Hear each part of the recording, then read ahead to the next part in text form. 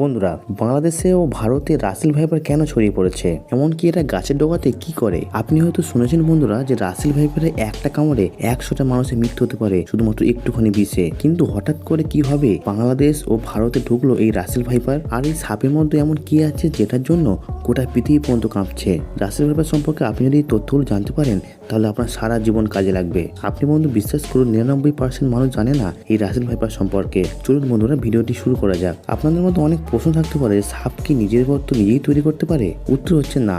সাপ যে গর্তে থাকে সেই গর্তটি আসলে কার? ইঁদুর থেকে শুরু করে বিভিন্ন প্রাণীদের মাটি হত্যা করে সাপ, এমনকি গিলেও খেয়ে ফেলে। আর তারপরে তার যে বাসা বা গর্ত থাকে সেটা অনায়াসে দখল করে নেয় সাপ, আর সেখানেই থেকে যায় এবং ডিম পারে। এইভাবেই সাপ নিজের গর্ত তৈরি করে। এর কারণ তাদের মুখে এমন কোনো অঙ্গ থাকে না যেটা দিয়ে তারা গর্ত তৈরি করতে পারবে। রাসেল ভাইপারের আসল খাবার কি? আসলে বন্ধু, তারা ইঁদুর খেতে খুবই পছন্দ করে। ইঁদুর এবং ছোট ছোট প্রাণী যারা নরম হয় এবং সাইজে ছোট হয় তাদের কি একমাত্র রাসেল ভাইপার খেয়ে থাকে। পরের প্রশ্ন, সাপ কি আদৌ শুনতে পায়?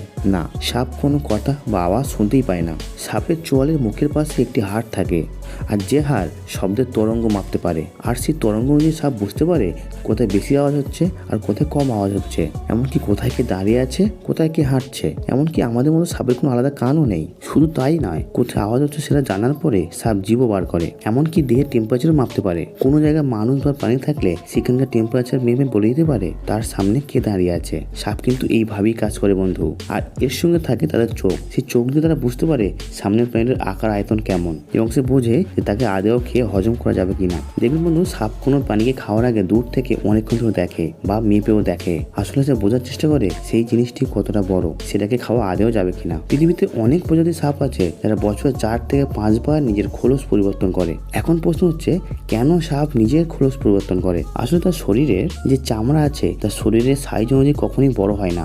সাপ তো প্রতিনিয়তই বড় হতে থাকে, কিন্তু তার চামড়া একই থেকে যায়, আর এই কারণেই তার চামড়া বার করতে হয়। তবে বন্ধুরা, এই চামড়া তাদের দেহে থেকে বার করার জন্য তাদেরকে অনেকটা কষ্ট সহ্য করতে হয়। এর সত্ত্বেও এরা এত কষ্টের পরেও তাদের চামড়া তারা চেঞ্জ করে থাকে। আপনাদেরকে বন্ধুরা বলে রাখি, এই রাসেল ভাইপার কিন্তু খুব জোরে চলতে পারে না। এমনকি রাসেল ভাইপার যদি কোনো কারণে কোনোদিন আপনাকে তাড়াও করে তাহলে আপনি হেঁটে হেঁটেই সেখান থেকে চলে যেতে পারবেন। এর কারণ মানুষের থেকে তার স্পিড অনেকটাই কম। বন্ধু, আপনি কি জানেন পৃথিবীতে এমন এক প্রজাতির সাপ আছে যে আকাশে উঠতে পারে? হ্যাঁ, এটা রাসেল ভাইপার নয়, কিন্তু এটা এমন এক প্রজাতির সাপ যেটা গাছ থেকে আর এক গাছে লাফ মেরে অনায়াসে উড়ে চলে যেতে পারে। তবে এই সাপ হয়তো উঠতে পারে বা জাম্প দিতে পারে, কিন্তু এই সাপের বিষ ততটাও বিষাক্ত নয়। মানে আমি বলতে চাইছি কোনো মানুষকে এরা মারতে পারবে না। আপনাদেরকে এটা বলে রাখি যে বাংলাদেশের মধ্যে রাসেল ভাইপার ভয়ঙ্করভাবে ছড়িয়ে পড়েছে। এখন প্রশ্ন হচ্ছে, হঠাৎ করে এই প্রজাতি কিভাবে ছড়ালো? কিন্তু সেটা নিয়ে এখন গবেষণা চলছে। কিন্তু রাসেল ভাইপারের অ্যান্টিভেনাম বাংলাদেশের অনেক জায়গাতে অনেক হসপিটালে চলে এসছে, এমনকি ভারতেও চলে এসছে। তাই বন্ধু, ভয়ের কোনো কারণ নেই।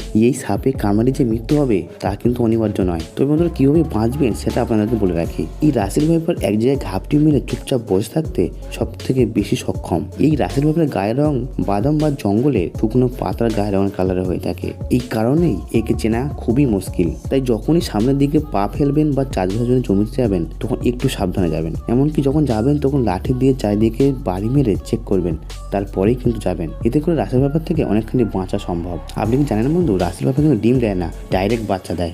আপনি ভুল ভাববেন না, এটি স্তন্যপায়ী প্রাণী নয়। অনেক ইউটিউবার বলবে তারা হয়তো স্তন্যপায়ী প্রাণী। এদের ডিম তো হয়, কিন্তু এদের ডিম পেটের ভিতরে ফেটে যায়। ডিম ফুটে যে বাচ্চা পেটে আছে সেই বাচ্চা কিন্তু ডাইরেক্ট বেরিয়ে যায়। এর মানে এই নয় যে তারা ডিম পারে না। বন্ধু, রাসেল ভাইপার সম্পর্কে তথ্যগুলো যদি আপনার ভালো লাগে তাহলে অবশ্যই শেয়ার করে ছড়িয়ে দিন সবার মাঝে। এবং এরকম ভিডিও পেতে আমাদের সাবস্ক্রাইব করবে এবং লাইক দিতে অবশ্যই ভুলবেন না। আসলে বন্ধু, এই পর্যন্ত দেখা হচ্ছে পরে কোনো এক ভিডিওতে। আপনি আমাদের আপনার মূল্যবান সময় দিয়েছেন তার জন্য আপনাকে অসংখ্য ধন্যবাদ। ভালো থাকবেন, সুস্থ থাকবেন।